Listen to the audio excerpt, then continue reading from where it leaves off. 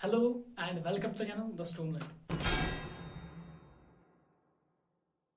My name is Sid Farman and in today's video we are going to discuss about class 12th. जैसा कि जेके बोस ने class 12th का date से जो है वो उन्होंने निकाला है और परहैप्स जो 9th ऑफ नवंबर से 12th का एग्जाम स्टार्ट होने वाला है। तो आज की वीडियो में हम आपको जो अभी एग्जाम तक जो भी डेज बचे हैं उनमें आप कैसे पढ़ के अपना स्कोर इंक्रीज कर सकते हो, आज की वीडियो में वो हम डिस्कस करेंगे। आपके साथ chapter wise subject wise discussion होगा और हर सब्जेक्ट के बारे में आपको बताया जाएगा कैसे आप अपना स्कोर इंक्रीज कर सकते हो।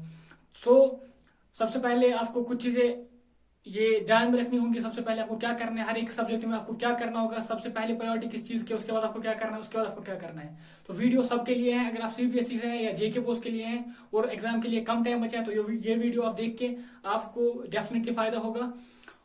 और जो भी स्पेशली जो आज डेट शीट आया है जेके पोस्ट के जो स्टूडेंट्स हैं उनके लिए स्पेशल वीडियो रहने वाली है।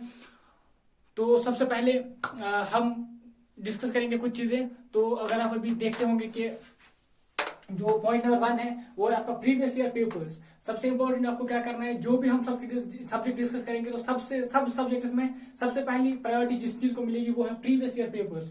आपको at least last 5 to 10 year papers में से जो भी क्वेश्चन अभी तक आए हैं उनमें जो भी कंसेप्ट हैं वो आपको एटलीस्ट पढ़ने पड़ेंगे, उन क्वेश्चंस को एटलीस्ट सॉल्व करना पड़ेगा। अगर आप कुछ नहीं करके जा रहे हैं तो still at least 5 to 10 year paper में जो भी क्वेश्चन आए हैं उन सब क्वेश्चंस को आप नोट डाउन करके उनके आंसर साइड देख के उन सब को आप एटलीस्ट सॉल्व करो और जो भी कंसेप्ट उनके रिलेटेड है वो आपको एटलीस्ट पढ़ना है। This is the first priority. उसके बाद आप आगे बढ़ सकते हो। सबसे पहले आपको एटलीस्ट ये करना पड़ेगा, अगर आपने कम पढ़ा है या अगर आपने एक बार पढ़ लिया है सारा तो रिवाइज कर रहे हैं तो एटलीस्ट ये आपको फिर भी करना ही करना है।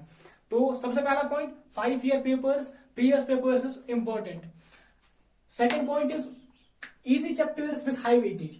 जैसा कि हम अभी आपके साथ हर एक सब्जेक्ट में हम आपको चैप्टर वाइज बताएंगे कि किस चैप्टर में से आपको कितने मार्क्स मिलते हैं, कौन से चैप्टर में कौन से चैप्टर की क्या वेटेज है। तो उस हिसाब से आपको हम बताएंगे कि इजी वाला चैप्टर कौन है जो आप इजीली कर सकते हो और उसमें आपको ज्यादा डिफिकल्टी नहीं होगी। तो वो वाले चैप्टर्स पहले करने हमें, उनकी हाई प्रायोरिटी है, उनको पहले करके अगर हमें लास्ट में कुछ चैप्टर्स रहते हैं वो हम नहीं कर पाते हैं तो स्टिल हम अपना स्कोर जो है वो इंक्रीज कर सकते हैं। And third point is direct answering and answer reading.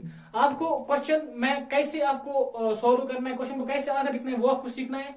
और डायरेक्ट आंसरिंग और आंसर रीडिंग है कि जो भी क्वेश्चन है अगर आपको क्वेश्चन समझ में नहीं आ रहा है, क्वेश्चन क्या है, क्वेश्चन में क्या बोला है या ये कंसेप्ट आपने नहीं पढ़ा है तो एटलीस्ट आप उस क्वेश्चन का आंसर पढ़ के जाए और जो कंसेप्ट उसमें है एटलीस्ट वो वाला आप करके जाए और वो वाला कंसेप्ट जो है वो पढ़ के जाए और एटलीस्ट उन आंसर्स को पढ़ के जाए। क्योंकि अगर वही क्वेश्चन वापस आता है तो अगर आपके जो माइंड में थोड़ा सा भी क्लिक करता है कि आपको रिमाइंड हो सकता है कि उस क्वेश्चन का आंसर कैसे लिखा था, उसमें क्या लिखा था, या अगर आप जो कंसेप्ट पता है लेकिन स्टिल आप आंसर नहीं कर पा रहे हो तो आपके लिए आंसर रीडिंग इंपॉर्टेंट है। सो अभी हम स्टार्ट करते हैं जो चैप्टर वाइज आपका है। सबसे पहले हम सब्जेक्ट जो डिस्कस करेंगे वो है फिजिक्स, उसके बाद हम डिस्कस करेंगे chemistry, biology, mathematics and last में हम डिस्कस करेंगे इंग्लिश। जनरल इंग्लिश तो उतना होता नहीं, स्टिल हम डिस्कस करेंगे।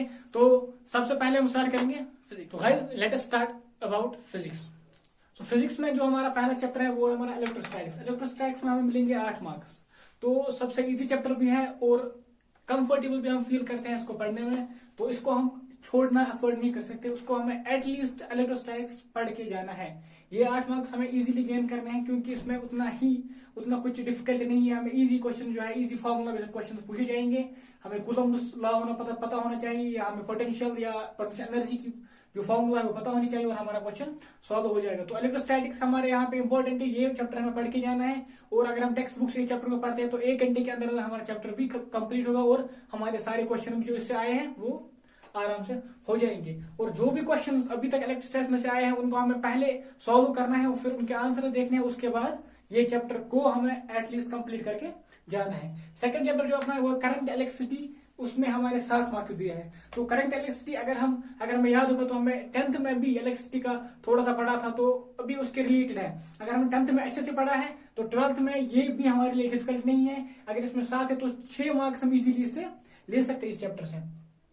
इसको भी एटलीस्ट से एक बार पढ़ के जाना है। Magnetic effect of current and magnetism.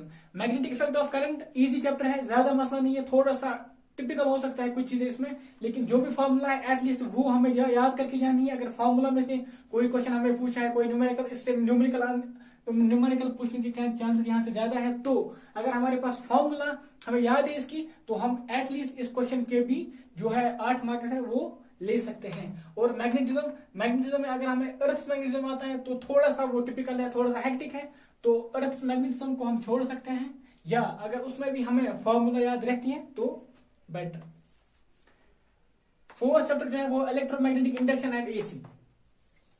Electromagnetic induction easy chapter है, टोटल 3 या 4 फॉर्मूला है जो हमें याद रखनी है। ईएमएफ जो फैराडेज लॉ है, लेंज लॉ है, और जो हमारा ये जो हमारी, और इसमें 2-3 फॉर्मूला है, और जो जिससे हम इंडक्शन, जिसका फिर है म्यूचुअल इंडक्शन या सेल्फ इंडक्टेंस, उसका थोड़ा सा जो वो कंसेप्ट है, और उसके थोड़ी सी कुछ फॉर्मूला से अगर हमने वो याद रखी तो ये वाला चैप्टर भी हो जाएगा। उसके बाद एसी है। एसी में कुछ चीजें आपको लग सकता है कि ये हेक्टिक है, टिपिकल है, थोड़ा सा हमें वो उस तरीके से अंडरस्टैंड नहीं हो रहा है, तो एसी वाला पोर्शन उसमें से हम छोड़ सकते हैं थोड़ा सा, लेकिन जो भी फॉर्मूला है अगर वो याद रखनी है तो अगर इसमें से न्यूमेरिकल आता है वो हमसे हो जाएगा। तो फॉर्मूला याद रखने में कोई मसला नहीं है। इन जिन चैप्टर को मैं इजी बोल रहा हूं इनको हमें एटलीस्ट एक बार पढ़ना ही पढ़ना है टेक्स्ट बुक से, तो ये तब इजी है, वरना ये भी टफ है। उसके बाद ईएम वेव्स 3 मार्क्स है, 15 मिनट का चैप्टर है, 15 मिनट में पढ़ लो, खत्म हो जाएगा, और ये 3 मार्क्स आराम से हम गेन कर सकते हैं।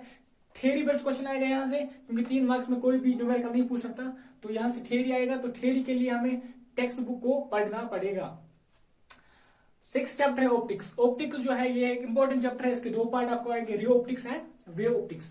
रे ऑप्टिक्स हमने 10th में पढ़ ली है, तो रे ऑप्टिक्स के अगर हम मानेंगे 40 है तो 7 मार्क्स रे ऑप्टिक्स से आएंगे, तो वो वाले मार्क्स जो हम इजीली गेन कर सकते हैं, क्योंकि जो हमने 10th में पढ़ा है वही अभी 12th में भी है, उसमें थोड़ा सा एक्सटेंशन है रे ऑप्टिक्स में, लेकिन जो क्वेश्चन पूछे जाते हैं वो वही कंसेप्ट से पूछे जाते हैं जो हमारे 10th में पूछे जाते थे, और सिंपल है। फार्मूला याद रखनी है, mirror formula, lens formula, lens maker formula, etcetera, जो भी 2-3 फार्मूला है वो याद रखनी है, तो हमारा रे ऑप्टिक्स भी आराम से हो जाएगा। वे ऑप्टिक्स में क्या है, अगर हमने या डिफ्रैक्शन का थोड़ा सा मसला है वो थोड़ा सा टफ लग रहा है, तो हम यंगस डबल स्लिट तक एटलीस्ट कर सकते हैं। यंगस डबल स्लिट अगर आप करेंगे तो वहां तक आपको टोटल 2 या 3 फॉर्मूला मिलेंगी, जो फ्रिंज विड्थ है या फ्रिंज जो डिफरेंस है उन दोनों की, उनमें कितना होगा, तो डार्कनेस कितनी होगी, कितनी फ्रिंज के बीच में कितनी डिस्टेंस होगी, या फ्रिंज की कितनी विड्थ होगी, सब इजी है। अगर हमने एटलीस्ट वहां तक कर लिया तो हम इससे भी 12 मार्क्स आराम से ले सकते हैं। और जो पहला ह्यूजेंस प्रिंसिपल है, या पहले जो थियोरिटिकल पार्ट दिया न्यूटन जो उसने किया था कंसर्वेटिव को, तो वो वाला अगर हम देख लेंगे तो इससे भी हमारे 12 मार्क्स आराम से हो जाएंगे। तो एटलीस्ट अगर टेक्स्ट बुक से ये पढ़ते हैं तो इजी है, एटलीस्ट फॉर्मूला याद करके जाना है इस चैप्टर में से। नेक्स्ट चैप्टर जो हमारा है वो है dual nature of matter. Dual nature of matter में आपको ये भी सिंपल सा चैप्टर है, इसमें आप 2 फार्मूला या 2 या 3 फार्मूला टोटल है इसमें। अगर आपने खाली फार्मूला याद कर लिया और आपके पेपर में जो क्वेश्चन आएगा वो मैं ऐसे अभी बता रहा हूँ, वो क्वेश्चन आएगा जिसमें आप खाली फार्मूला यूज करनी और आपका आंसर आएगा। सिंपल से आपको या तो वर्क फंक्शन पूछ सकता है, काइंडली करंट पूछ सकता है, बाकी सारा डेटा दिया होगा। एक फार्मूला अगर आपको याद है तो आप ये भी कर सकते हो। अगर आपको फार्मूला सिंपल से H new equal W not plus kindly energy, तो अगर आपको वो फार्मूला याद है तो ये वाला चैप्टर भी, ये 4 मार्क्स भी हमारे हो जाएंगे। एटम्स एंड न्यूक्लियर एटम्स जो चैप्टर है हमने केमिस्ट्री में पढ़ लिया है, 11th की केमिस्ट्री में हमने एटम्स पढ़ लिया है, तो जो 11th की केमिस्ट्री में एटम्स है वही हमारे 12th की फिजिक्स में वही एटम्स है, तो ये वाला चैप्टर भी इजी है। न्यूक्लियर का थोड़ा सा डिफरेंट है, और वहां से जो हमने पढ़ा है 11th में थोड़ा सा उससे ज्यादा दिया है, तो वो अगर हमने एटलीस्ट वो अच्छे से पढ़ लिया है, यहाँ पे एक बार पढ़ने से हम इसमें से भी 4 या 5 मार्क्स आराम से ला सकते हैं। उसके बाद इलेक्ट्रॉनिक डिवाइसेस, इसका अगर किसी को प्रैक्टिकल एप्लीकेशन पार्ट टफ लगता है तो एटलीस्ट इसकी थियरी हमें पढ़ के जानी है, क्योंकि इसकी थियरी से क्वेश्चन पूछेंगे, ये डेफिनेट है। इसकी थियरी से 1 या 2 क्वेश्चन एटलीस्ट होंगे, या तो वो ऑब्जेक्ट टाइप होंगे या 1-2 मार्क्स के होंगे, और इसमें से एक क्वेश्चन अच्छा आएगा। अगर आपने जेनर डायोड पढ़ लिया है या जो बाकी डायोड्स हैं, अगर आपने उन पे थोड़ा सा एक बार पढ़ लिया है अभी तक और अभी दूसरी बार पढ़ लेते हो, या जो क्वेश्चन अभी तक इसमें आए हैं वो कर लेते हो, तो ये भी आपके लिए ईजी होगा। कम्युनिकेशन सिस्टम 5 मार्क्स है, इसमें भी थियोरेटिकल क्वेश्चन आएगा, ज्यादा कुछ नहीं पूछेंगे। अगर आपने इसकी थियोरी भी कंप्लीट कर ली है तो ये वाले 5 मार्क्स भी आपके हो जाएंगे। लास्ट में मैं बताना चाहूंगा कुछ चैप्टर्स है, जैसे मैकेनिज्म ऑफ अर्थ है, या एसी है, या अपना इलेक्ट्रॉनिक डिवाइस में कुछ है, थोड़े से चैप्टर्स में आप इनको छोड़ सकते हो अभी, अगर आपने नहीं पढ़ा है कभी भी तो इनको आप अभी छोड़ सकते हो। लेकिन बाकी जो भी है इजी चैप्टर्स हैं, 1-2-3 दिन में सारा आप फिजिक्स कंप्लीट कर सकते हो इजीली, क्योंकि इसमें हमारा ये जो चैप्टर्स है ये 5-10 पेज पे टोटल टेक्स्ट बुक पे एक बार पढ़ने से भी हमारे बहुत सारे क्वेश्चंस हो जाएंगे। इनमें भी इसमें वही स्ट्रेटजी है, सबसे पहले प्रीवियस ईयर पेपर जो भी क्वेश्चन दिए गए वो देखने हैं, उनके आंसर देखने हैं और उनको एटलीस्ट सॉल्व करना है। वो वाले कंसेप्ट टेक्स्ट बुक से एटलीस्ट पढ़ने हैं। सेकंड वाला भी हमारा वही है, हमें सेकंड वाला जो हमारा है वो है जब मैंने अभी आपको बताया इजी चैप्टर्स कौन चैप्टर नहीं छोड़ सकते या कौन सा चैप्टर टफ है जिसको आप अभी छोड़ सकते हो, तो वो आपको फॉलो करना है और उन चैप्टर्स को पढ़ना है जिनको मैंने इजी बोला और वेटेज भी हाई है। एंड लास्ट वाला, अगर आप कोई क्वेश्चन नहीं समझ पा रहे हो या वो कंसेप्ट आपको समझ में नहीं आ रहा है तो एटलीस्ट उसका आंसर पढ़ के जाएं और वो आंसर आपको एग्जाम में हिट कर सकते हैं आपके माइंड को और आप उसका आंसर जो है वो लिख सकते हो। एंड लास्ट वाला is direct answering. Direct answering है जो भी क्वेश्चन आपको एग्जाम में मिलेगा एटलीस्ट पहली जो 3 या 4 लाइन है उनमें आप डायरेक्ट लिखो क्वेश्चन क्या पूछ रहा है, जो क्वेश्चन पूछ रहा है उसका आंसर डायरेक्ट लिखो 4 लाइन में। बीच में आप फिल करो जो आपको फिल करना है, कैसे डिफाइन करना है वो आपकी मर्जी है। और लास्ट पे ऐसे एंड करो कि ये लगे कि क्वेश्चन एंड हुआ है, जो क्वेश्चन का आंसर रिजल्ट है, मैं क्वेश्चन बोल रहा है तो वो रिजल्ट आए हैं ऐसे। अब हम डिस्कस करेंगे सब्जेक्ट केमिस्ट्री। तो लेट अस स्टार्ट। केमिस्ट्री में हमें सबसे पहला सब्जेक्ट जो सबसे पहला चैप्टर मिलता है वो अपना सॉलिड स्टेट, और सॉलिड स्टेट में हमें 4 मार्क्स दिए हैं। सिंपल सी इसमें टोटल एक फॉर्मूला है और बाकी जो भी है वो याद रखने के लायक है। आपकी एक फॉर्मूला जैसे आप डेंसिटी और जो एक सेल में कितने एटम्स है उसको आप कंपेयर करके एक फॉर्मूला है जिसमें हमें निकलती है फिर कितनी परसेंटेज ऑक्यूपाई किए हैं, और बाकी सारी थियरी है, कुछ भी नहीं है। अगर आपने एक बार पढ़ लिया तो आपकी थियरी अगर याद रहती है, फैकल्टी इफेक्ट जो है, शॉर्ट की इफेक्ट वो याद रहता है तो आपका इससे ये 4 मार्क्स इजीली आपको मिलेंगे। सॉल्यूशंस इजी चैप्टर है, इसमें कुछ भी नहीं है। सॉल्यूशन वाला चैप्टर भी इजी है, अगर आपने एक बार पढ़ लिया है तो ये वाले 5 मार्क्स भी आपके लिए इजी है क्योंकि इसमें भी थ्योरेटिकल क्वेश्चन ही पूछा जाएगा।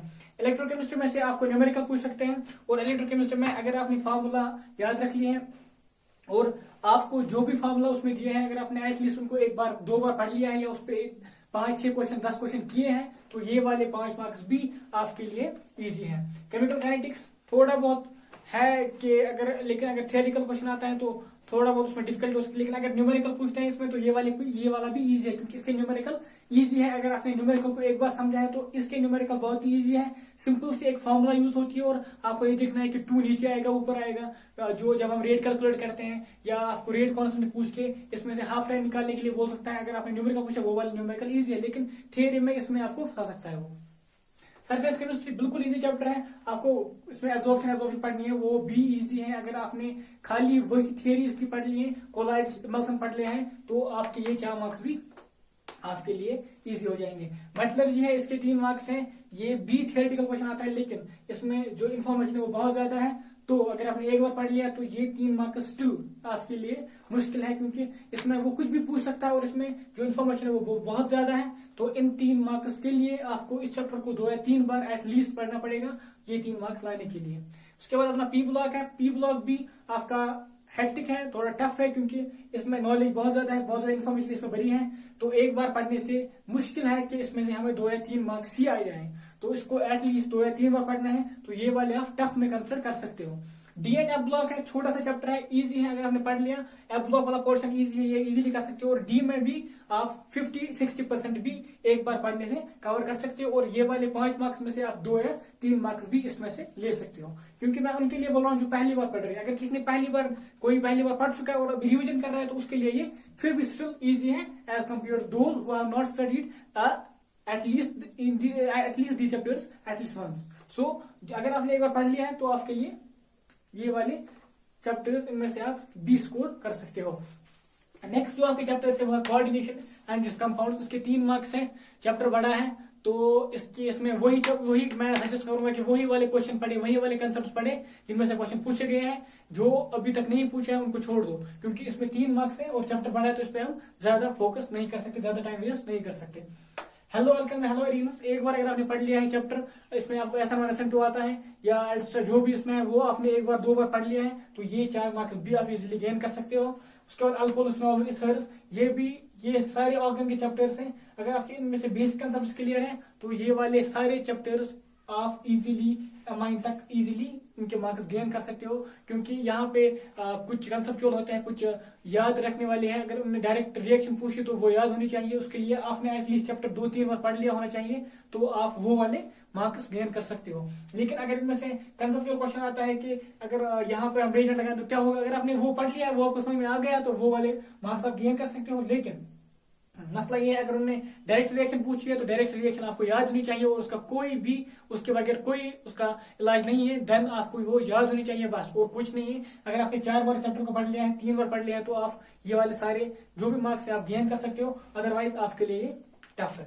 उसके बाद है biomolecules, polymers and chemistry in everyday life. All these chapters are theoretical, और आपका क्वेश्चन भी यहाँ की थ्योरी से आएगा, और उनमें कोई भी कंसेप्ट ऐसे नहीं है जो समझने के आपको समझ में ना आएंगे। खाली इसमें थ्योरी है वो याद रखनी है, और ये जो है ये आपके 10 मार्क जो है यहाँ पे इन 3 चैप्टर्स के हैं, ये आपको खाली 1 बार 2 बार पढ़ने से मिल सकते हैं, लेकिन आपको चैप्टर को 2 बार या 3 बार अच्छे से पढ़ना पड़ेगा। छोटे चैप्टर से आप एक दिन में इनको 3 बार रिवाइज कर सकते हो, और वो रिवाइज करके आप जो भी इसमें कंसेप्ट है, जो भी इसमें इन्फॉर्मेशन दी है, अगर आपको वो याद रहती है तो ये वाले 10 मार्क्स भी आप इजीली गेन कर सकते हो। तो केमिस्ट्री में इतना ही था। बाकी वही पहले आपको पेपर्स करने हैं 5 या 10 ईयर्स के, उसके बाद इजी वाले कंसेप्ट जो मैंने बताया उनको एटलीस्ट पहले करके जाना है, और लास्ट वाला आंसर रीडिंग, जो क्वेश्चन नहीं आता है उसका आंसर रीड करो। This was in the chemistry. Now हम डिस्कस करेंगे बायो का डिस्कस करेंगे। अब बायो में हमें कुछ चैप्टर्स है जो हमें बॉटनी और जूलॉजी में डिवाइडेड है, हमें और बॉटनी और जूलॉजी का अलग अलग पेपर मिलता है एग्जाम में, तो हम उनको अलग अलग डिस्कस करेंगे। सबसे पहले बॉटनी में हमें सबसे पहला चैप्टर जो है वो रिप्रोडक्शन इन फ्लावरिंग प्लांट्स, उसके हमें 7 मार्क्स दिए हैं। इजी चैप्टर से 10th में भी पढ़ लिया है, अगर आप याद होगा तो 10th में हमने ये चैप्टर फिर से पढ़ा था तब, और हम 11th में 12th में इसको फिर से पढ़ रहे हैं। तो इजी चैप्टर है, इसको पढ़ के जाना है, और इसमें जो भी क्वेश्चन आएगा आप इजीली कर सकते हो, क्योंकि इसका कंसेप्ट हमने पहले 10th में ले लिया है। जेनेटिक्स थोड़ा सा आपका टफ मिल सकता है यहाँ पे, इसको आपको आप मान सकते हो कि टफ है, लेकिन अगर आपने मेंडेलियन जेनेटिक्स पढ़ी है तो इसमें से आप एटलीस्ट 6 to 7 मार्क्स कर सकते हो, कुछ कंसेप्ट्स को छोड़ के जो कि उसमें टफ है। लेकिन मॉलिक्यूलर जेनेटिक्स का मॉलिक्यूलर जेनेटिक्स अगर आपने 1 बार पढ़ लिया है तो आपके लिए टफ है, लेकिन अगर आपने पहले पढ़ लिया है और अब आप फिर से पढ़ रहे हो तो आपके लिए ये 9 मार्क्स भी इजी है। लेकिन अगर आपने नहीं पढ़ा तो एटलीस्ट जो मेंडेलियन जेनेटिक्स है उसको आप पढ़ के जाए, और इसमें से एटलीस्ट 5 मार्क्स हमें चाहिए। बायोलॉजी इन ह्यूमन वेलफेयर, थोड़ा सा इन्फॉर्मेशन इसमें ज्यादा दिया गया है, तो आपको ये टफ लग सकता है, क्योंकि अगर आप पहली बार पढ़ रहे हैं तो आपके लिए टफ है, क्योंकि इन्फॉर्मेशन ज्यादा है, इसमें नॉलेज ज्यादा है, आपको ज्यादा याद रखना पड़ेगा इसके बारे में। सो इसमें जो 7 मार्क्स है, अगर आपने 1 बार पढ़ लिया तो आप 3 या 4 मार्क्स इसमें से ले सकते हो, लेकिन अगर आपने 2 बार या 3 बार पढ़ लिया है तो ये 7 मार्क्स भी आपके लिए इजी हो जाएंगे। इकोलॉजी एनवायरनमेंट 12 मार्क्स दिए हैं, बहुत ही इंपॉर्टेंट चैप्टर्स है, 4 चैप्टर्स में आ जाएंगे, और 4 चैप्टर्स के 12 मार्क्स है। एटलीस्ट अगर आप इनमें से पहले 1-2 चैप्टर जो है वो बड़े हैं, उनका जो वो बहुत पेजेस पे दिए गए हैं, तो अगर आप पहली बार पढ़ रहे हो तो आपके लिए मे भी उतना टाइम न मिले कि उनको पढ़ो। तो पहले आपका लास्ट वाला चैप्टर जो इसका है बायोडाइवर्सिटी एंड डिसिप्लिन, जो इसका बायोडाइवर्सिटी की प्रोटेक्शन है, उसका उस पर जो दिया है वो वाला चैप्टर आप एटलीस्ट पढ़े, और उससे पहले वाला चैप्टर है वो 2 चैप्टर एटलीस्ट पढ़ के जाए, तो इसमें से आपको 7 या 8 मार्क्स मिल सकते हैं। इकोलॉजी और एनवायरनमेंट बहुत ही अच्छा चैप्टर है, आपको नीट के प्रोस्पेक्टिव व्यू से बहुत इंपॉर्टेंट है, लेकिन अगर आप अभी एग्जाम के लिए पढ़ रहे हो तो आपके लिए इसमें से लास्ट वाले 2 एटलीस्ट पढ़ने हैं, और पहले वाले 2 में जो भी क्वेश्चन आए हैं उन वाले टॉपिक्स को पढ़ के जाना है। ये था हमारा बॉटनी का। Let's move to zoology. Zoology में हमारा क्या है, रिप्रोडक्शन ह्यूमंस, बहुत ही इंपॉर्टेंट चैप्टर है, इजी चैप्टर है, और अगर आप पढ़ लेते हो तो एक घंटे या 2 घंटे में आपका ये 11 मार्क्स इजीली कवर कर सकते हो। आपका reproduction in humans and reproductive health बहुत इजी चैप्टर्स है, और ज्यादा टफ भी नहीं है, ज्यादा हेक्टिक भी नहीं है, और आपका क्वेश्चन भी वो भी सिंपली इसमें से आता है। अगर आप पेपर उठा के देख लो, इसका क्वेश्चन देख लो, तो आपको ये लगेगा कि आप अभी भी उसका आंसर लिख सकते हो, लेकिन अगर आप पढ़ के जाते हो तो आप मोर प्रिसाइज होंगे और आपके मार्क्स नहीं कटेंगे। जेनेटिक्स एंड एवोल्यूशन, जो जूलॉजी वाला जेनेटिक्स एंड एवोल्यूशन जो जूलॉजी पोर्शन में आता है वो इजी है, थोड़ी सी उसमें कुछ डिजीज याद रखनी है आपको, कैसे क्योर करना है, किस जीन पे है और कैसे होती है, उन पे अगर आपका नोट आ जाता है तो वो आप आराम से लिख सकते हो। ये 12 मार्क्स भी इजी है जूलॉजी, क्योंकि जूलॉजी वाला जेनेटिक्स जो है वो इजी है। बॉटनी वाले जेनेटिक्स में थोड़ा सा हम मान सकते हैं टफ है मॉलिक्यूलर जेनेटिक्स, लेकिन जो पोर्शन जूलॉजी में आता है वो बिल्कुल इजी है। थर्ड पॉइंट है वो बायोलॉजी इन ह्यूमन वेलफेयर। यहाँ पे भी बायोलॉजी इन ह्यूमन वेलफेयर का भी वही मसला जो बॉटनी वाले में था, इन्फॉर्मेशन ज्यादा दी गई है, ज्यादा नॉलेज दी गई है, आपको ये याद रखने के लिए 3 या 4 बार पढ़ना पड़ेगा। तो इसमें जो क्वेश्चन आए हैं उनको एटलीस्ट करके जाओ, अगर आप सारा चैप्टर नहीं पढ़ते हो, जो क्वेश्चन आए हैं वो वाले टॉपिक्स पढ़ के जाओ, और अगर वो क्वेश्चन आता है तो आप फिर से वो कर सकते हो। लास्ट वाला जो इसमें है बायोटेक्नोलॉजी एंड इट्स एप्लीकेशंस, इसके आपको 5 मार्क्स मिलेंगे, बहुत ही इंपॉर्टेंट चैप्टर है, इजी चैप्टर भी है और छोटे चैप्टर भी है। अगर आप ये 2 चैप्टर कर लेते हो तो आपके 5 मार्क्स भी मिलेंगे, आराम से हो सकता है 1 घंटे में 1.5 घंटे में ये चैप्टर भी आप खत्म कर सकते हो। तो बायोलॉजी में टोटल यही है, आपका जेनेटिक्स में थोड़ा सा 1% टफ है, या बायोलॉजी ह्यूमन वेलफेयर थोड़ा सा आपको टफ लग सकता है, लेकिन बाकी ओवरऑल इजी है और आप ये आराम से कर सकते हो। So now let's move to mathematics. तरफ देखेंगे तो मैथमेटिक्स में हमारे जो भी चैप्टर्स है वो एक ही चीज पे डिपेंड करते हैं कि हमने प्रैक्टिस कितनी की है। मैथमेटिक्स का कोई भी ऐसा सोल्यूशन नहीं है कि आप कहो कि मुझे 10 दिन में मैथमेटिक्स खत्म करनी है, मैं 10 दिन में मैथमेटिक्स खत्म करके एग्जाम दे जाऊंगा तो मुझे 100 मार्क्स आएंगे। ऐसा बिल्कुल भी नहीं है। मैथमेटिक्स के बगैर सब चैप्टर्स में ऐसा हो सकता है, लेकिन मैथमेटिक्स में ऐसा नहीं हो सकता, क्योंकि मैथमेटिक्स नीड्स प्रैक्टिस। आपको प्रैक्टिस चाहिए तभी आप मैथमेटिक्स के क्वेश्चन सॉल्व कर सकते हैं। जो भी कंसेप्ट आपको आएगा आप उसके बारे में सोच सकते हो तभी, जब आपने उस जैसे क्वेश्चन आपने प्रैक्टिस किए होंगे। चलो मैं आपको यहाँ पे वेटेज बताऊंगा, आपके चैप्टर्स की वेटेज क्या है, लेकिन ऐसी कोई ट्रिक नहीं है कि आप मैथमेटिक्स को 10 दिन में खत्म कर लो या 10 दिन में पढ़ के आप मैथमेटिक्स का जो है अपने मार्क्स 100 मार्क्स ले आओ। आपको एटलीस्ट इसको पढ़ना, आपको एटलीस्ट आपने एक बार या 2 बार पढ़ लिया होना चाहिए, तभी आप ये वेटेज देख के अभी आप उन चैप्टर्स पर ज्यादा फोकस कर सकते हो, उनके क्वेश्चन ज्यादा कर सकते हो। और कोई ट्रिक नहीं इसके लिए। स्टिल जो इजी चैप्टर्स है मैं बताऊंगा कि उनको आप उन वाले चैप्टर्स को एटलीस्ट ज्यादा फोकस करें। पहला आपका है मैट्रिक्स एंड डिटर्मिनेंट्स, उसमें 20 मार्क्स आपको मिलेंगे। ठीक चैप्टर से ज्यादा टफ भी नहीं है, और अगर आप इसके क्वेश्चंस कर लेते हो, जो एग्जांपल्स और टेक्स्ट में जो एक्सरसाइज दी गई है अगर आपने वो कर लिए हैं तो 20 एटलीस्ट 18 मार्क्स तो आप ले ही सकते हो इससे, एटलीस्ट अगर आपने वो सारे क्वेश्चन किए और आपको सारे क्वेश्चन आते हैं। डिटर्मिनेंट्स का थोड़ा बहुत आपको लास्ट वाले एक्सरसाइज टफ लेके जाएगी वहां तक, लेकिन स्टिल ये chapters as compared to other chapters थोड़े बहुत इजी है। Limit and continuity of a function, ये मे भी आपको टफ लगे, अगर आपने पढ़ लिया है तो इसमें वही है, प्रैक्टिस जितनी होगी तो ये आप कर सकते हो। डेरिवेटिव्स इंपॉर्टेंट चैप्टर है, इजी चैप्टर भी है। अगर आपने डेरिवेटिव्स की कुछ एक्सरसाइज है तो वहां से हर साल एक ही फिक्स एक्सरसाइज क्वेश्चन आता है। अगर आपने वो वाले एक्सरसाइज देख ली, वो वाले क्वेश्चन कर लिए तो ये वाले 12 मार्क्स आप आराम से ले सकते हो। इनमें से वही है, अगर आपको क्वेश्चन समझ में नहीं आ रहा है या आप प्रैक्टिस आपकी कम है तो एटलीस्ट वो क्वेश्चन देखे जाए जो अभी तक आए हैं। एप्लीकेशन ऑफ डेरिवेटिव्स 10 मार्क्स, तो टोटल डेरिवेटिव्स में आपकी 22 मार्क्स हैं। Derivatives and application of derivatives important chapter है, ये 22 मार्क्स आपको लेने हैं, क्योंकि इससे अगर आप ये नहीं ले पाते हो तो आपको आगे जो मार्क्स अपना बढ़ाना मुश्किल हो जाएगा। इंटीग्रल्स 16 मार्क्स है इंटीग्रल्स में, तो ये भी इंपॉर्टेंट है। इंटीग्रल्स के अगर आपके एटलीस्ट अगर आपके 70-80% इसका आता है तो ये भी आप 30-40 मार्क्स ले सकते हो यहाँ से। डिफरेंशियल इक्वेशन इजी चैप्टर है, आराम से इसकी 3 एक्सरसाइज है, 4 एक्सरसाइज है, आप वो वाले 10 मार्क्स भी इजीली ले सकते हो, क्योंकि ये चैप्टर भी इजी है और इसमें कम ही एक्सरसाइज है, कम ही क्वेश्चन दिए गए हैं, वो आप इजीली कर सकते हो। रिमेनिंग चैप्टर्स आपके 20 मार्क्स है, उसमें आपको प्रोबेबिलिटी पड़ता है या इसका जो भी होगा वो 20 मार्क्स इजी वाले चैप्टर हैं, उनको एक बार पढ़ लो और उनके क्वेश्चन सारे कर लो तो वो वाले चैप्टर्स भी आ जाएंगे। मैथमेटिक्स में हमने कम ही लिखा है, क्योंकि मैथमेटिक्स का उसकी कोई ट्रिक है नहीं, पहले बता चुका हूं मैं। मैथमेटिक्स को आपको जितनी प्रैक्टिस होगी उतना ही सॉल्व, आपको जितना आपने सॉल्व क्वेश्चन किए होंगे उतना आपके लिए बेटर है।